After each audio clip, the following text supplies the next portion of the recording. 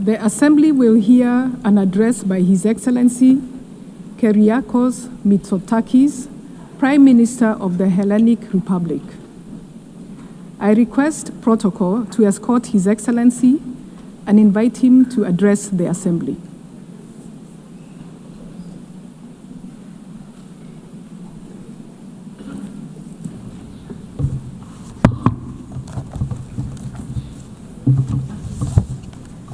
Madame la Présidente, heads of state and government, ladies and gentlemen, it's an honor to address this assembly for the 7th time as Prime Minister of Greece. And as many other speakers have pointed out, this year carries a special weight as we celebrate the 80th anniversary of this United Nations. 80 years of hope, of struggle, of progress. And this milestone coincides with a very important moment for Greece. Our 3rd tenure as a non-permanent member of the Security Council. And we accept this responsibility with honor and with a deep sense of duty as a nation that stood at the birth of this organization. And like so many other nations, my country came here devastated by the horrors of the Second World War. The Charter of the United Nations was not just a legal document, it was a commitment that never again should force prevail over the rule of law. And for 8 decades, the United Nations has defended peace, has advanced human rights, has expanded access to health, education, and equality for all. It has stood as a custodian of international law, safeguarding the rules and principles that make international cooperation possible. The United Nations was at the epicenter of a historic turning point. It gave voice to the hopes of people long denied freedom. Decolonization brought new nations into this assembly, and they brought with them their histories, their culture, their aspirations. And their participation helped redress historical injustices and transform the organization into a true reflection of the world's diversity. These achievements are real progress. They have made our world safer, fairer, and more prosperous, but they should never be taken for granted. They were won through effort and sacrifice, and they remain fragile. Ladies and gentlemen, a new global order is on the rise. Multilateralism is under strain, and fundamental tenets of the post-1945 world are being questioned. We witness attempts to revive the imperial ambitions of previous centuries. Revisionist narratives are resurging. Some leaders, unfortunately, remain trapped in the past, chasing illusions of a bygone glory. Might over right risks once again becoming the norm in international relations. A norm the international community has sought to overcome for more than 80 years. And this trend is strengthening at a time when global challenges continue to multiply. Climate change, migration, the advent of artificial intelligence. Our world is changing. We must meet this change with courage and responsibility, but never at the expense of the principles that form the very fabric of the international community represented in this assembly. Most important of them being respect for territorial integrity and the peaceful resolution of disputes. Being situated at the crossroads of 3 continents, Greece is a pillar of stability and a reliable partner in a turbulent region. We uphold the principles of international law. We seek dialogue and peaceful coexistence with our neighbors. Some claim that these principles are irrelevant in today's world. We believe the opposite. They are the source of strength, the only path to lasting peace. And we are certainly not naive. We remain fully aware of the threats and the risks of instability in our wider neighborhood. This is why we're strengthening our economy, enhancing our deterrence capabilities, and deepening our alliances, so that we stand ready to defend and uphold our values. For us, this is not just words. Greece is already allocating more than 3% of its GDP to defense, and we're ready to do more. Security is the very foundation of prosperity. After all, our paramount obligation as leaders is to keep our people safe. And we do this not in isolation. We are firmly anchored in the European Union, the most successful multilateral project of our age. It's born from the ashes of the Second World War. The European Union has secured peace and prosperity in Europe for generations. But today we must go further. And in the European Union, we are determined to take on a stronger role in our own defense. With war returning to our continent, I'm afraid there is simply no other option. Greece has long and consistently advocated for strengthening the European Union's strategic autonomy. We firmly believe that the time has come for joint European borrowing to finance critical European defense projects, such as missile and drone defense. And beyond that, it is imperative that we make Article 42, paragraph 7, which enshrines into European law the mutual assistance clause, truly operational. One of the founders of the European Union, Jean Monnet, famously once said that Europe was forged in crisis and will be the sum of the solutions adopted for those crises. He was right. What started as a project of economic cooperation needs to evolve into a union that safeguards our citizens' security and safety. Ladies and gentlemen, today we're witnessing the highest number of armed conflicts since the end of the Second World War. These are conflicts that claim tens of thousands of lives each year, conflicts that leave behind mass destruction, shattered societies, and conflicts that have displaced millions. And the prospects, if we fail to act, are even grimmer. A future of escalating violence and deepening instability. And nowhere is this urgency more evident than in Gaza. Greece has, from the very first day after the heinous attacks of October 7th, 2023, advocated for Israel's right to defend itself against a terrorist organization that rejects Israel's right to exist. We have called for the immediate release of all hostages and a comprehensive ceasefire. But we have, at the same time, made it very clear that no military targets, no matter how valuable they are, can justify the death of thousands of children, the forced displacement of over 1 million Palestinians within the Gaza Strip, and the humanitarian suffering of the Palestinian people. Greece maintains a strategic partnership with Israel, but this does not prevent us from speaking openly and frankly. The continuation of this course of action will ultimately harm Israel's own interests, leading to an erosion of international support.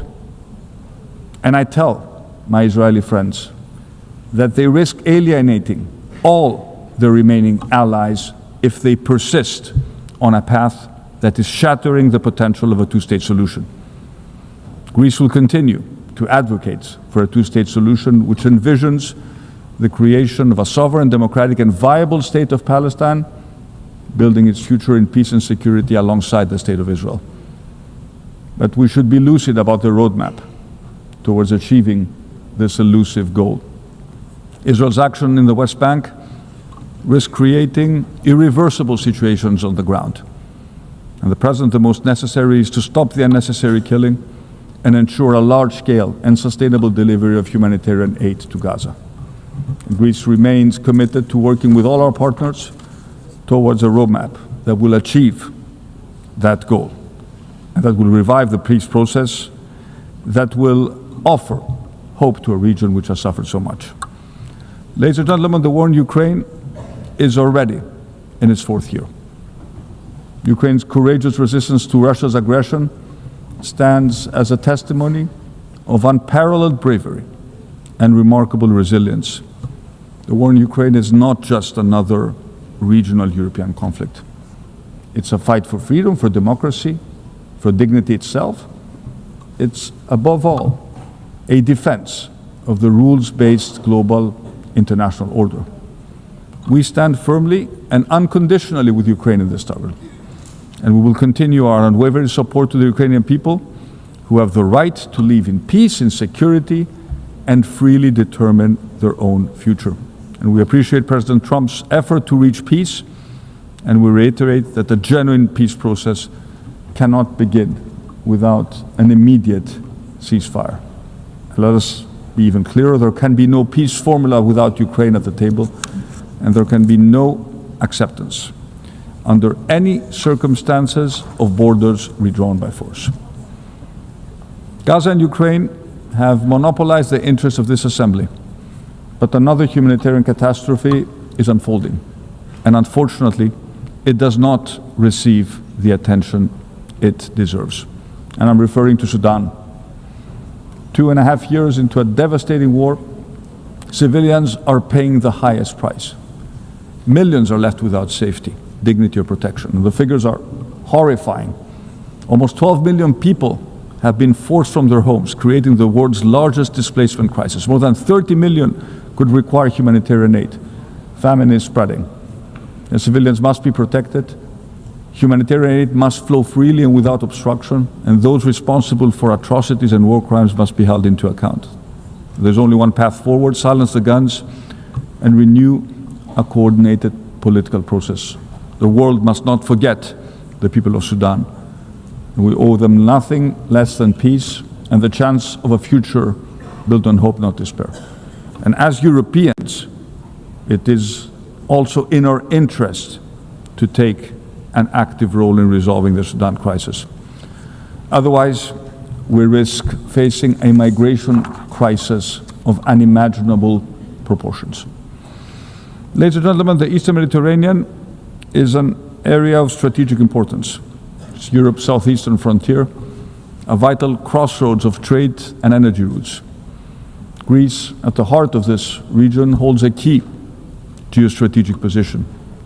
And we aspire to become an energy security provider, linking Europe with North Africa and the Middle East.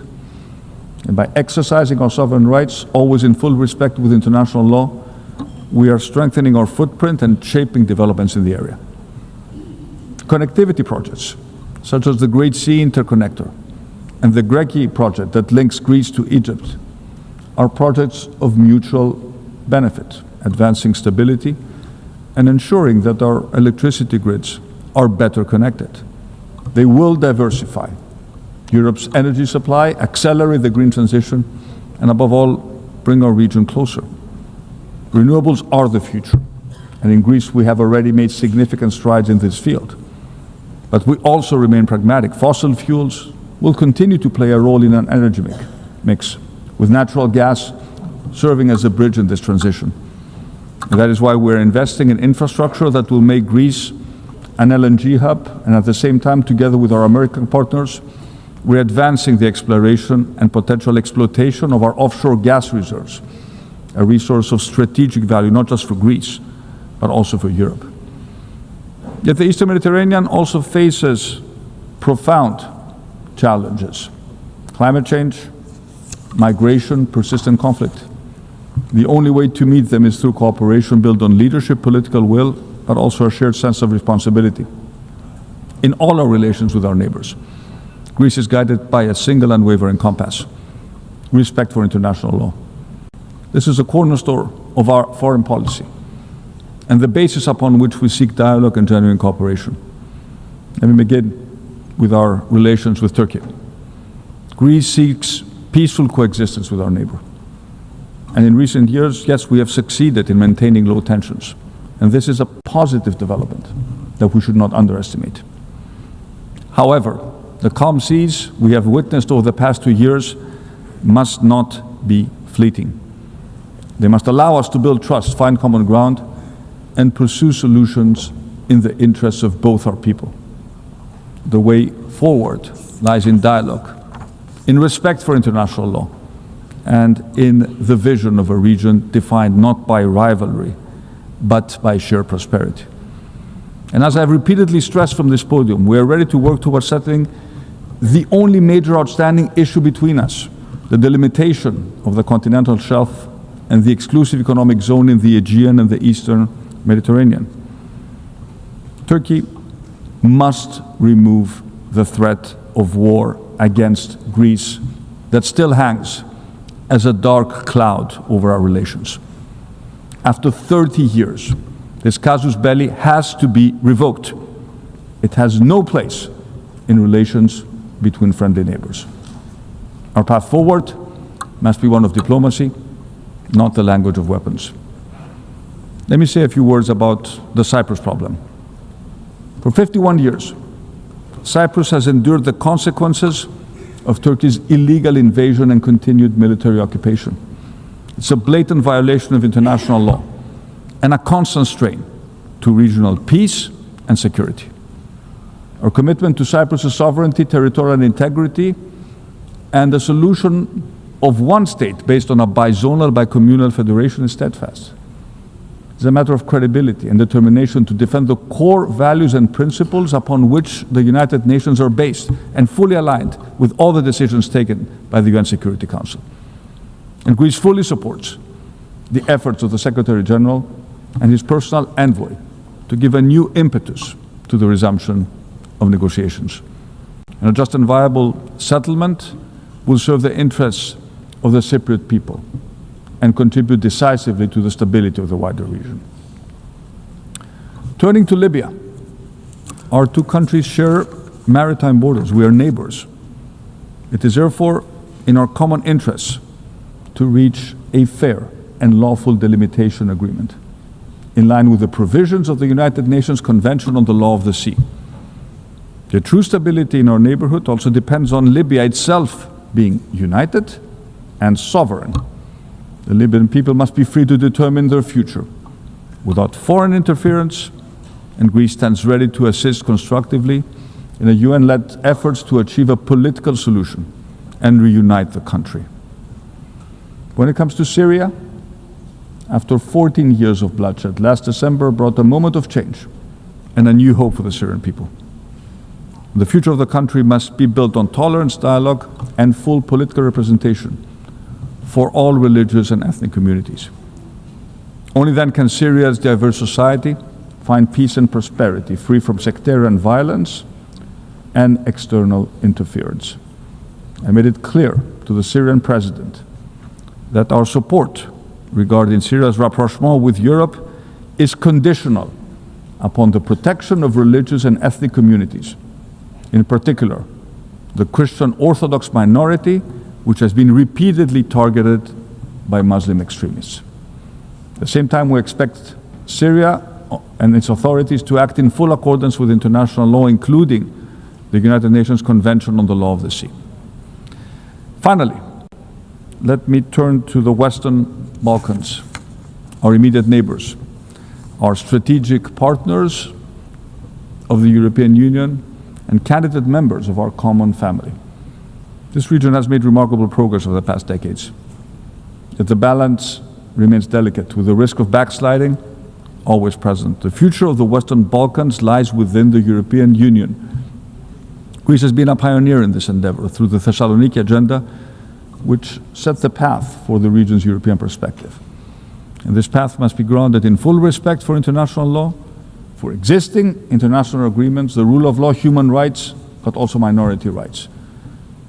Most of all, it requires rejecting revisionist agendas and building trust among neighbors. The ghosts of Balkan nationalism have haunted this region for centuries. They must not be allowed to re-emerge. And it's up to the leadership of the Western Balkans to assume their responsibilities and secure a future of peace and prosperity for all their people. Ladies and gentlemen, let me conclude by returning to a topic I also addressed in my speech at the General Assembly last year. Technology is both our greatest shared opportunity and one of the defining challenges of future prosperity. Last year I spoke about artificial intelligence and its extraordinary transformative promise, but I also warned of the danger it breeds. Today, Greece is pursuing a visionary yet practical AI strategy through pilot programs in areas such as education, healthcare, and natural disaster prevention. Teachers and students will soon engage with custom-designated AI teaching assistants, digital screenings, telemedicine, predictive diagnostics are already making care not just more personalized, but also more accessible. At the same time, AI is helping us detect and contain wildfires at their earlier stages. And the promise of AI making governments more efficient in serving their citizens is materializing at breakneck speed. However, AI in the wrong hands and without safeguards can become extremely dangerous. It can severely impact our children's mental health, flood our public square with disinformation, cause massive displacements in the job market, and concentrate immense power in the hands of a few multinational corporations.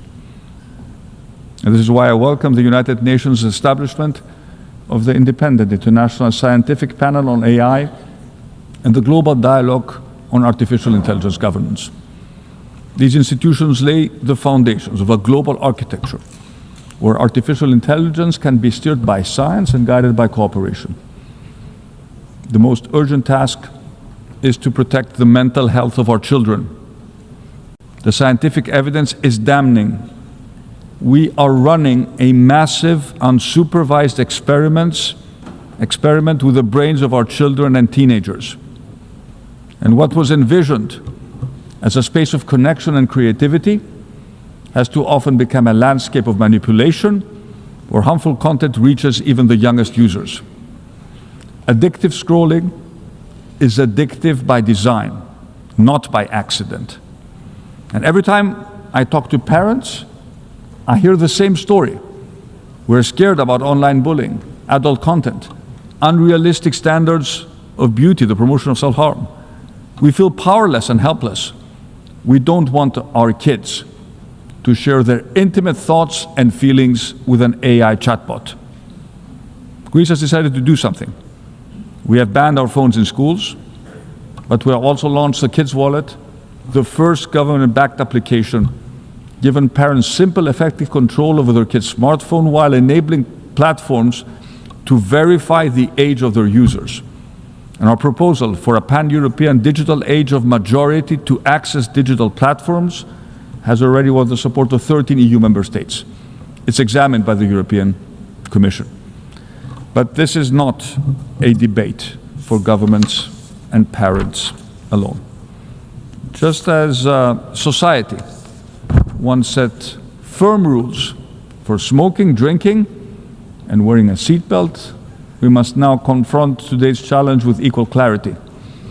Big platforms can no longer profit at the expense of our children's mental health. A business model built capturing our kids' attention through addictive algorithms that feed them what can justifiably be labeled as digital junk is simply not acceptable. And let me repeat what I said last year.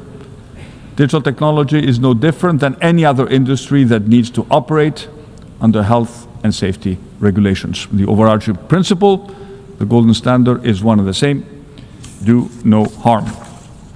Ladies and gentlemen, looking back at the foundation of the UN means to recall and acknowledge that the need for effective multilateralism is as necessary in 2025 as it was in 1945.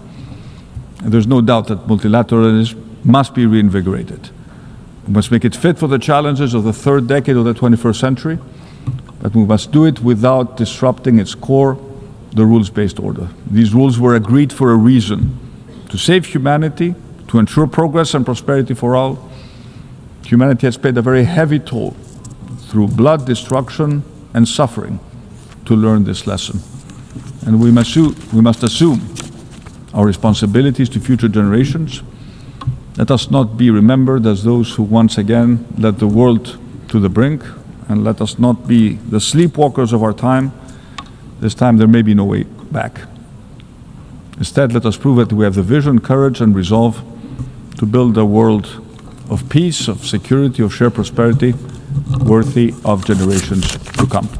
Thank you very much for your attention.